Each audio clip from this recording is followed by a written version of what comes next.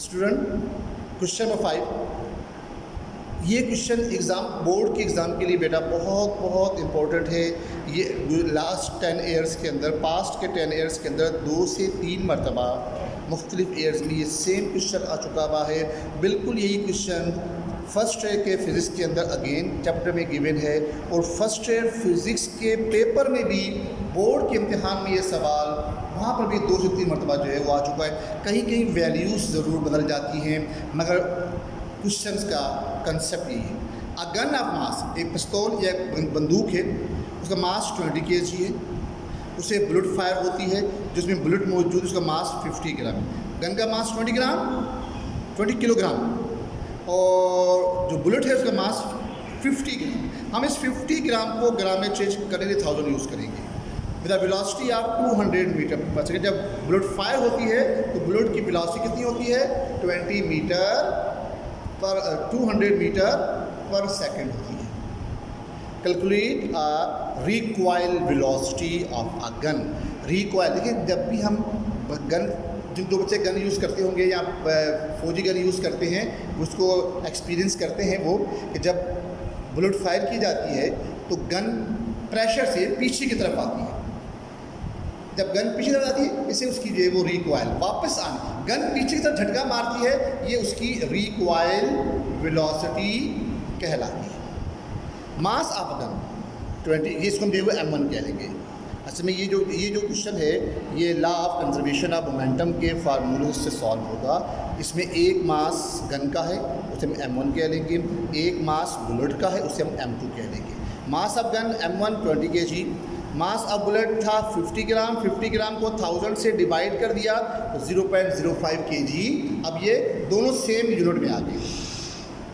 Velocity of gun before fire, अब ज़ाहिर सी बात है जब फायर ही नहीं किया गया तो इनिशियल वेलोसिटी जो गन की है वो 0 होगी। Velocity of bullet before fire, चूँकि फायर ही नहीं हुआ तो वेलोसिटी जो बुलेट की जो गन के अंदर मौजूद है वो भी 0। मगर यहाँ पर हम वो U1 एंड U2 यूज़ करेंगे। क्यों कि लॉ ऑफ कंजर्वेशन में हमने इनिशियल वेलोसिटी के लिए U1 यूज़ किया हुआ है। Velocity of bullet after fire, तो आफ्टर फायर जो बुलेट की वेलोसिटी है वो V2 है। पहले U2 थी, अब उसकी V2 बन गई। पहले U2 0 थी, अब जब फायर हुआ तो 200 मीटर पर सेकेंड से जो वो फायर होगी। Velocity of gun after fire, पहले ये U1 था वेलोसिटी ऑफ गन, अब वो हमें फाइंड करनी है उसकी रिकॉइल वेलोसिटी, तो V1 हमें से फाइंड करना है। According to law of conservation of momentum M1 U1 plus M2 U2 is equal to M1 V1 plus M2 V2। M1 220 है, U1 0 है, M2 0.05 है, U2 0। अब ये जब दोनों 0 से मल्टीप्लाई होंगे आंसर 0 आ जाएगा। जब 0 में 0 प्लस करेंगे तो 0 ही आ जाएगा। अब यहाँ पे आ जाएंगे 0, ये 20 है, 20 मल्टीप्लाई बाई V1। अब जब 0.05 को 200 से मल्टीप्लाई करेंगे तो ये 10 आ जाएगा। ये 10 यहाँ प्लस कर रहा है, जब इसको इक्वेशन यहाँ पे लाएंगे तो ये माइनस हो जाएगा। Is equal 20 multiply by V1। 20 को हम जो यहाँ पर जो इनिशियल आएंगे, जब तो ये इसे डिवाइड करेगा तो 10/20 हो जाएगा। तो जब 10 को 20 से डिवाइड करेंगे तो 0.5 इसका जो है वो आंसर इसका बन जाता है। स्टूडेंट, अब क्वेश्चन नंबर 6 है। एन एम्प्टी ट्रक, एक खाली ट्रक है, उसका वेट है 4000 newton. Its engine can produce a maximum acceleration of 1 metre per second square. जब वो खाली ट्रक है तो उसका इंजन जो है वो 1 मीटर पर सेकेंड स्क्वायर का एक्सेलरेशन प्रोड्यूस कर सकता है। If a truck is loaded, अब ट्रक पे वेट डाल दिया गया, इजाफी वेट 2000। पहले वेट था 4000, इसमें इजाफी लोड आ गया किसी भी सामान का, अब ये ट्रक का वेट बन जाएगा 4000 एंड 2000 इज इक्वल टू 6000। अगर एम्प्टी ट्रक का एक्सेलरेशन 1 मीटर पर सेकेंड, तो जब उस पर लोड आ गया है तो लाजमन अब उसका एक्सेलरेशन जो है वो पहले से कम हो जाएगा। हमें वही find the maximum acceleration the engine can produce. अब वेट लोड होने के बाद, वजनी हो जाने के बाद, अब उसका एक्सेलरेशन क्या होगा हमें वो फाइंड करना है। तो weight of unloaded truck W1 4000 है, वेट ऑफ लोडेड ट्रक वो W2 है। 4000 plus 2000 is equal to 6000। Acceleration of unloaded truck, खाली जब ट्रक था तो उसका acceleration A1 1 metre per second. जब उस पर वेट आ गया तो फिर अब acceleration of loaded truck A2 में ये फाइंड करना है। First we find mass of unloaded truck. पहले हम क्या करेंगे, हमें जो वेट गिवन, हम वेट को जो है वो simple formula W = mg, W = mg, इससे हम जो है वो अनलोडेड ट्रक का जो है वो मास फाइंड कर लेंगे। हम इसको W1 कह रहे हैं क्योंकि यहाँ पर W1 है, तो W1 = m1g। g की कांस्टेंट वैल्यू 10 होती है। 10 जब यहाँ पर आएगा तो ये आपस में कट गया 0 से 0, तो एम्प्टी ट्रक का जो मास है वो 400 kg बन जाता है। Find acceleration acting on unloaded truck. अब जो अनलोडेड ट्रक जिसका मास m1 है उसका हम पता करते हैं कि उस पर कितनी फोर्स लग रही है। F = m1 A1। m1 हमने ये निकाला है 400, यहाँ पे आ गया। A दिया हुआ है 1 मीटर पर सेकेंड स्क्वायर, ये 400 × 1, तो खाली ट्रक पर जो फोर्स लगती है इंजन जो लगाता है वो 400 न्यूटन के लगाता है। अब हम now find mass of loaded truck. अब चूँकि W2 है, जमा करने के बाद 600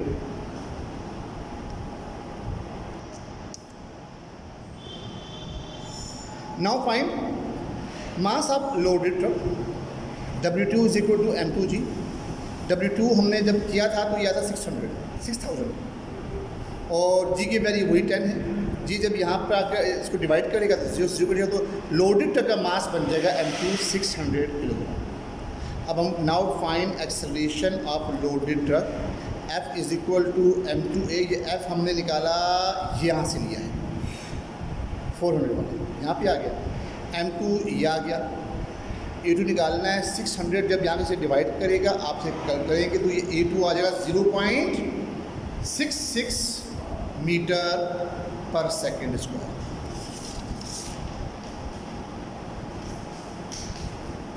स्टूडेंट, क्वेश्चन नंबर 7। बेटा ये क्वेश्चन भी जो है पेपर में बोर्ड के इम्तिहान में 2 मरतबा ये सवाल आ चुका है। क्वेश्चन नंबर 7 एग्ज़ाम के लिए अहम सवाल ये वाला। 2 bodies A and B are attached। ये फर्स्ट केस है जब एक स्ट्रिंग एक पुली पर से गुजरती है, उसके दोनों एंड के साथ वेट लटका दिए जाते हैं। ये आपका चैप्टर का आखिरी वाला क्वेश्चन था। टेंशन के 2 केसेस हैं, जब 2 बॉडीज़ वर्टिकली मूव करती हैं, और केस नंबर 2 में एक बॉडी वर्टिकली और एक बॉडी हॉरिजॉन्टली मूव करती है। 2 bodies A and B are attached to the ends of a string which passes over a pulley so that they hang vertically. The mass of the body B, यानी body B का मास अगर 4 kg हो, find the mass of the body A which moves up with an acceleration up। तो body A का मास मालूम करना है जो ऊपर की तरफ मूव करेगा, जिसका acceleration 0.5। Mass of a body B = m1 4 kg, mass of a body A = m2 ये फाइंड करना है, और एक्सेलरेशन जो है वो 0.5 मीटर पर सेकेंड दिया गया है। g कांस्टेंट वैल्यू है ग्रेविटेशनल एक्सेलरेशन की जो 10 के बराबर होती है। ये फर्स्ट केस है स्ट्रिंग के साथ बॉडी जब अटैच होती हैं उनका एक्सेलरेशन फाइंड करने का। A = m1 - m2 upon m1 + m2 × g। m1 4, m2 find करना है, m1 4 + m2 × 10। ठीक है, ये जो एक्सेलरेशन है ये गिवन है 0.5, वो यहाँ पे आ गया, और ये 4 + m2 जो डिवाइड कर रहे थे आगे से उसको मल्टीप्लाई कर दिया, और = 4 - m2 × 10। अब 10 4 = 40, 10 को m से किया तो -10m², 0.5 को 4 से किया तो ये बन जाएगा 2, और जब 0.5 को इससे किया तो 0.5 आ जाएगा। अब 0.5 m2 + 10 m2, क्यों यहाँ पर था -10 m2, कुछ यहाँ के मिलेगा +10 m2 बन जाएगा, दोनों ऐड हुए 10.5 m2 बन जाएगा। 40 और यहाँ पर जो 2 था वो वहाँ पे जो वो -2 बन जाएगा, तो 40 में से 2 गया तो 38 बन जाएगा।